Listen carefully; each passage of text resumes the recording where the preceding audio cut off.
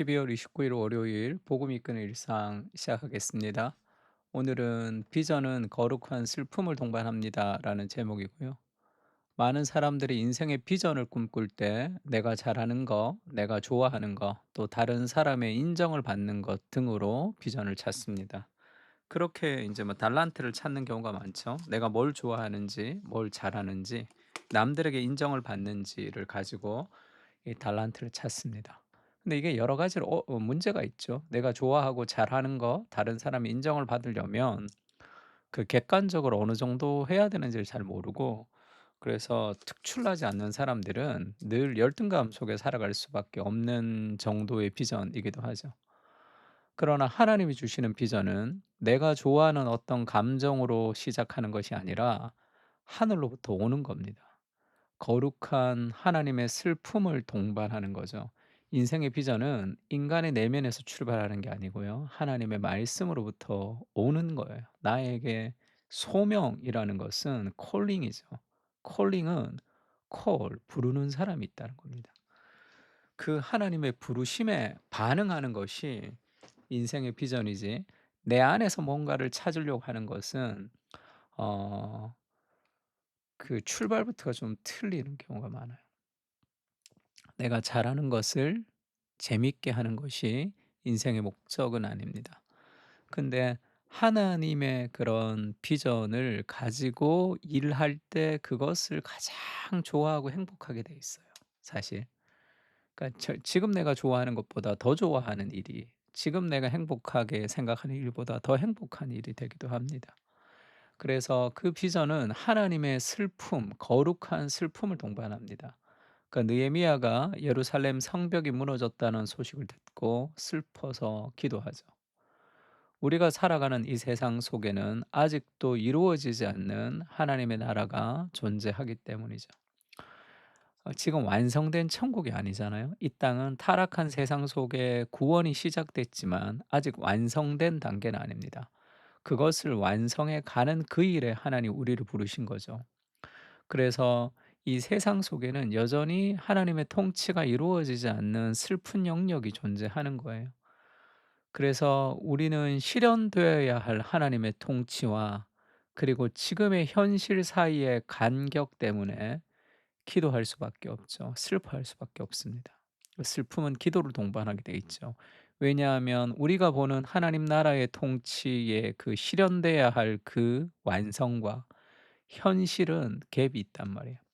직장을 가면 직장 안에서 온갖 비리와 그런 잘못된 것들이 있습니다. 하나님의 통치가 이루어지질 않아요. 가정도 마찬가지입니다. 하나님의 통치를 100% 이루겠다고 모인 교회 공동체도 100%가 되지 않잖아요.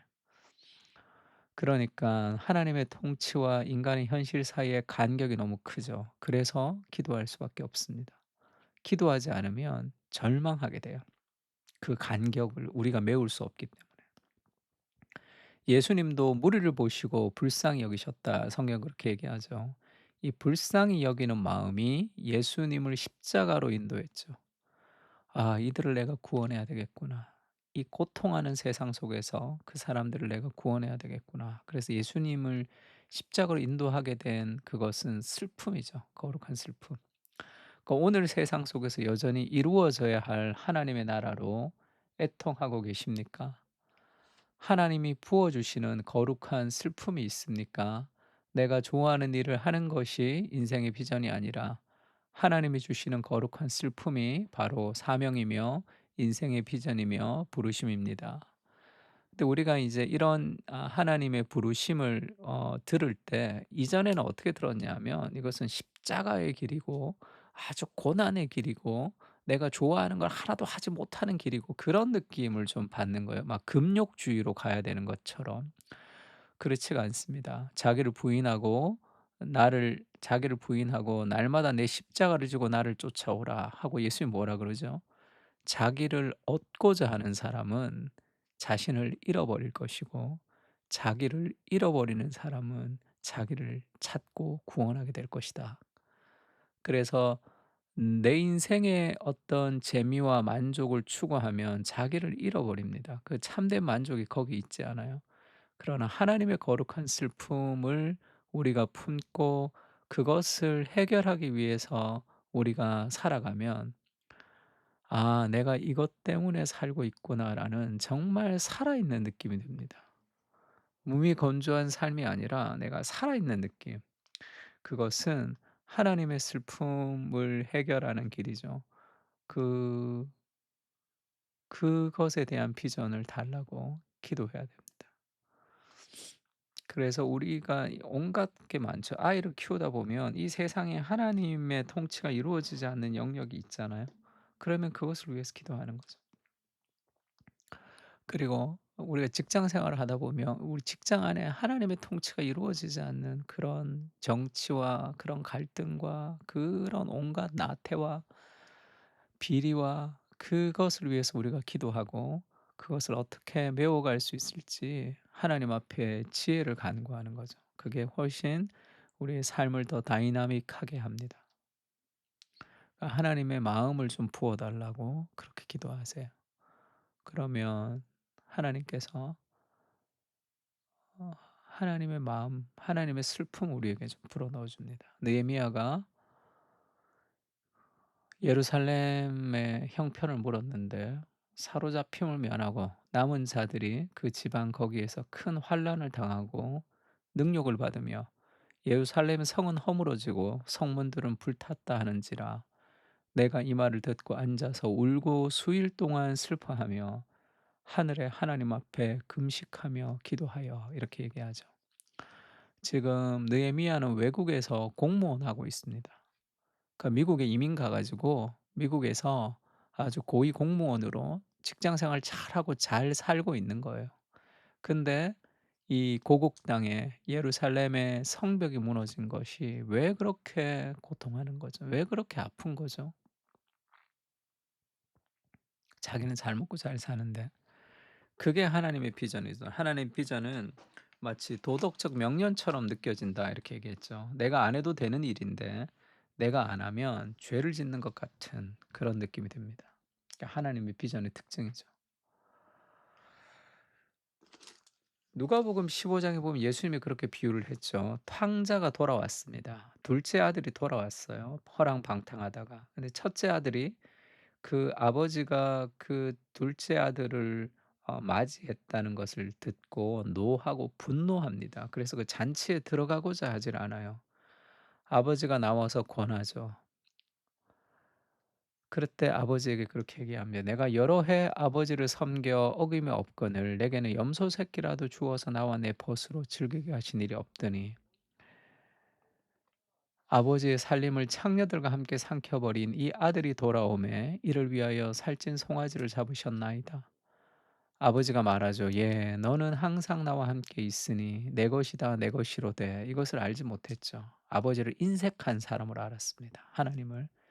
이는 내 동생이 죽었다가 다시 살아나시며 내가 잃었다가 얻었기로 우리가 즐거워하고 기뻐하는 것이 마땅하다. 그렇게 얘기하죠. 아버지가 그렇게 타이릅니다. 이렇게 예, 어, 비유가 끝이 나는데요. 열린 결말로. 잘 생각해 보세요. 이 형에게 가장 필요한 게 뭡니까? 그 형은 아버지의 깊은 마음을 몰랐죠. 아버지의 마음은 아버지 말씀 잘 듣고 아버지한테 잘하는 게 아닙니다. 동생을 잃어버렸잖아요. 동생을 잃어버렸는데 열심히 일해서 아버지 돕는 게 무슨 소용이 있어요. 그 아버지가 정말로 원하는 게 뭡니까? 나가서 동생을 찾아와야 되지 않나. 동생을 잃어버린 아버지에게 잔치상 차려준다고 그 아버지가 좋아하겠습니까?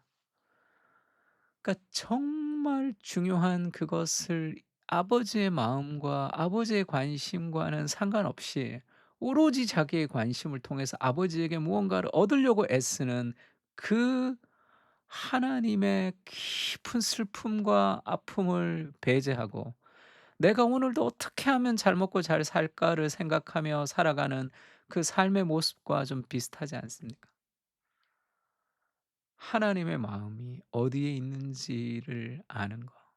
그래서 그 하나님의 사랑을 좀 갚고 싶은 거, 그것이 비전의 시작입니다, 삶에 있어서. 하나님의 슬픔을 이해하게 하옵소서. 철든 자식처럼, 철든 자식처럼 부모의 아픔을 이해하며 그 슬픔에 동참하게 하시고 하나님의 슬픔을 기쁨으로 변화시켜 가는 일에 저를 사용하여 주시옵소서. 여전히 세상은 슬프고 고통하며 어둡습니다. 그리스도의 빛을 비추는 인생으로 살아가게 하옵소서. 아멘. 부모가 참 고생하고 애쓰고 있다라는 것을 아는 철든 자식은 부모님을 위해서 삶을 희생할 수도 있겠죠. 하나님의 슬픔을, 이 세상 가운데 하나님의 슬픔이 있습니다. 하나님의 통치가 이루어지지 않는 그 세상의 한가운데 들어가서 하나님의 슬픔을 해결하는 하나님의 사람으로 주님 우리를 사용해 주십시오. 그렇게 같이 한번 기도했으면 좋겠습니다. 다 같이 기도하겠습니다.